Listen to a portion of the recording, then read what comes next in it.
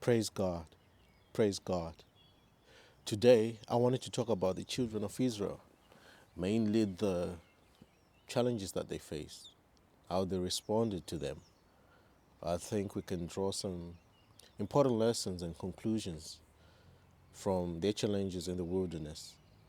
And if you read through those chapters from Exodus, when they were led out of Egypt, up until the book of Numbers, you see many instances where they exercise unbelief. They were coming from a place where there was a routine of things. Their meals were at routine. They knew when their meals were coming. They knew what they would eat. It was a routine under the function of men, a provision from man. The wealth of men was providing for this. They were slaves, but they were being fed. And now they had to go about living in the wilderness as they journeyed to their promised land. And I think that switch from man's provision to God's provision, where it requires faith, was a bit challenging to them. And they exercised unbelief, which angered God in many instances. And if we read through those chapters, there are about 10 times when they exercised unbelief. And it came in different ways. And these are the things I would like to talk about. Well, not all of them, but some of them. And I hope we draw up some lessons and conclusions from these challenges that they face and how they responded, even how God expects us to respond to certain challenges. Praise God. Praise God. And to begin with, I would like to talk about the first instance where, after they had been ushered out of Egypt with Moses, they were faced with the Red Sea. And they knew Pharaoh and his army were coming after them. And they were encompassed by mountains and the Red Sea in front of them. And behind is Pharaoh's army. Now they are with old men, their grandparents, their children, women. They are not an army. They are God's people, a people now trying to flee from an army. Fear gripped them in that moment. And they cried out to Moses, obviously, "You've led us out of Egypt to die," because they don't see a way out. And though God showed them signs in Egypt, even sparing their firstborns, as those firstborns for those that don't believe were wiped away, as God said, they still didn't believe like there was a way out in this instance. Maybe because they were facing a different challenge than that which God spoke about. Maybe because God didn't speak about this before time. Now they don't think He can get them out of this situation, if I may say.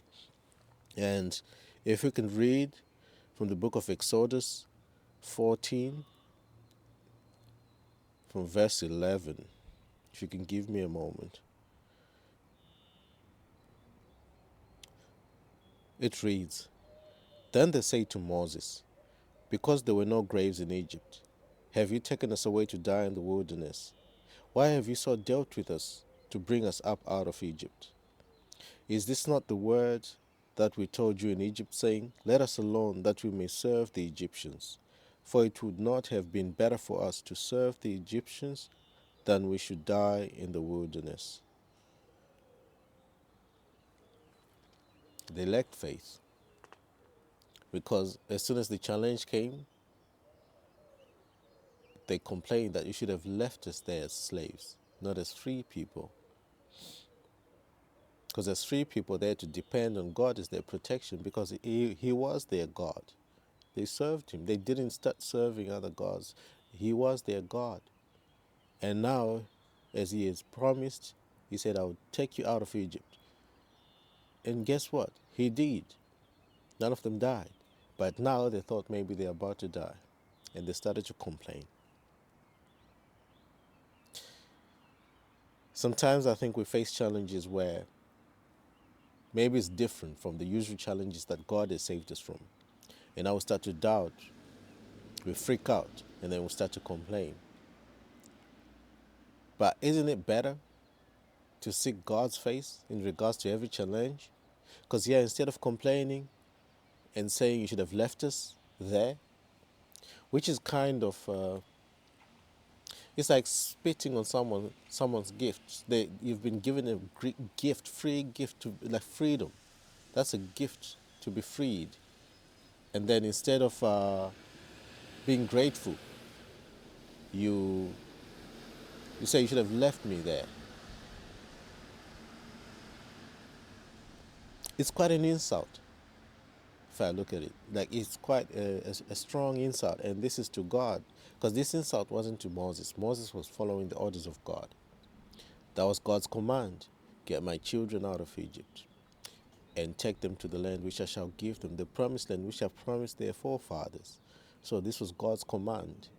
So the insults, though directed to Moses, they were to God, because it wasn't Moses' idea, but God showed his hand. He parted the Red Sea, and they walked on dry ground. And guess what? No Egyptian came out of that Red Sea. They died.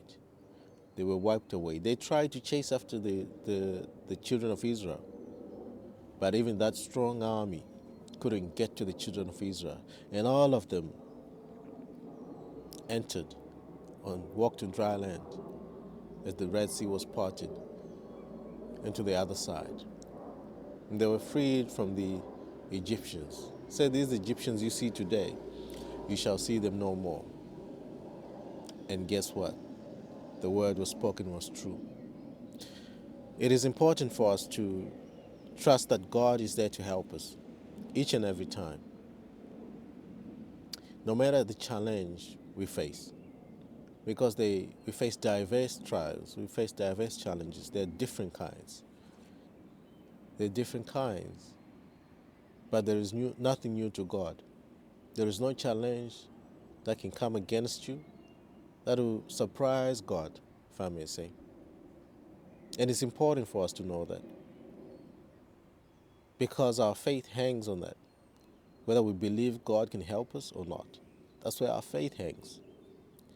If you've limited God to a certain extent, there will be challenges that when they come, you will not believe that God can help you. There are certain challenges that we face because we've gotten used to this world, how it works, that the laws of this world, we exalt them above God, the creator of this world.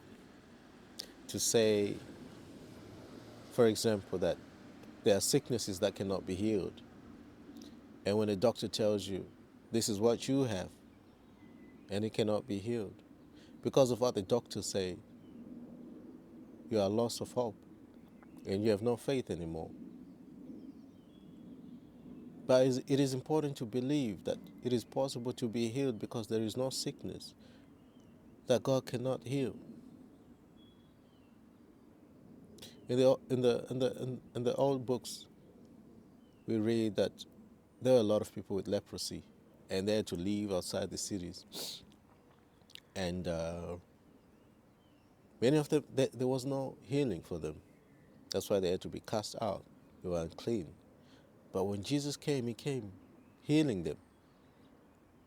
That leprosy will be gone just by a word, just by faith. So it takes faith to get rid of the giants of problems that we face. And these children of Israel, the sad thing about it is, every time they faced a challenge, they complained. They either complained or show lack of trust or lack of faith. Yet God tried to show his mighty hand, his invisible hand, time and time again, that I'm there. Many instances, the complaining, the bitter waters in Mara, I believe, Instead of asking God, they complained. And the water was made clean, drinkable. The next instance, another instance, they complained about hunger in the wilderness. And every time they didn't go before God to present their problem, they complained. He's a father to us, and he wants a relationship. And instead of complaining, he wants you to go before him with your problem. Present it to him. Cast your burdens unto me, he says. Present the problem to God. Find out what you can do about it. Whether it is you who has to do something about it, or he will. But we can't complain because complaining doesn't serve us right. This is because when we read in these books, it shows us that every time they complained, it angered God. And now you wonder, does it help anyone? It never does. So I say to you, every time, isn't it better for us, every time that we face a diverse challenge or a diverse problem or trial, isn't it better for us to present it to God and try by all means not to complain or to doubt that God is able to save us? Isn't it better to complain after it has overcome us completely? For instance, if death is coming, let it come, and then you complain in the face of God. I doubt we will anyways, because it's more glorious with him than in here.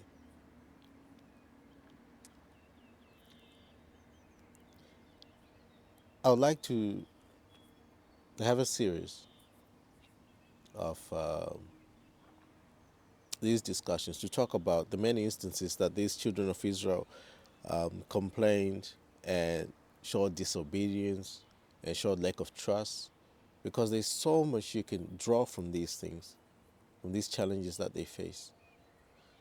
And it's the reason also why they didn't enter the kingdom, the promised land. Not all of them. The ones that left Egypt, they didn't enter. Their mindset, even God couldn't change them. Why? Not because he wasn't able. They refused to change. They refused to trust him. But those that weren't conformed to the world of Egypt, they changed because they were used to God's hand. God is not a forceful God. He is able to do all things. But when it comes to you, it takes participation. You have to believe. He can't force a miracle onto you except that which he can bring about by his own hand. There are things that are divinely by him, and there are things that require your participation. There is a difference. None of them limit God. God is limitless. His power is limitless. But because he loves us, he gives us power within ourselves to make choices, good or bad. He gave us power to make choices. Just like your parents, your loved ones. When you're an adult, they trust you enough to give you the power to make choices, good or bad. The money that you earn, good or bad, you spend it how you want. Sometimes you regret, sometimes you don't. That's love. Same with God. He showed his hand time and time again, yet they doubted him every chance they got. They couldn't enter the promised land because God wanted a mindset there. A mindset depended on God, because if you have poison amongst the people, it'll spread around. Therefore, all the people who end up acting the same way, so ungrateful, with, without belief, in a way that God cannot help them. In the end, it leads to idolatry, all this unbelief. So I'll say to you, isn't it better to trust that God is able? The creator of the universe, the monarch of the universe, the one who created all things. I look around me. There's so much beauty. You know, there's so much beauty. These flowers, the skies, the trees, there's so much beauty. If he can make this from nothing, can't he make something into nothing? And I'm speaking about the problem that we face, whatever it is, he can make it into nothing. Because we've seen proof in the Bible, healings, the barren, bearing children, those that sought relationships, finding them, those that were lost, being found, which is us Christians. We were doomed, and there was a miracle at the cross. Now we are found. We are with God. We have a relationship with Him. He's our Father. Isn't it amazing? So it's the same God who's able to do all these things, who tells you not to fear, who tells you He's always with you and never forsake you, who tells you that He has plans for you, plans to prosper you and to give you a future. So never allow any challenge to cast you down. Never allow any challenge to take away your joy. Never allow any challenge to make you doubt God. Because doubting God is the beginning of your problems. My name is Christian. This is the House of Solution. I hope you're blessed today. Have a blessed day.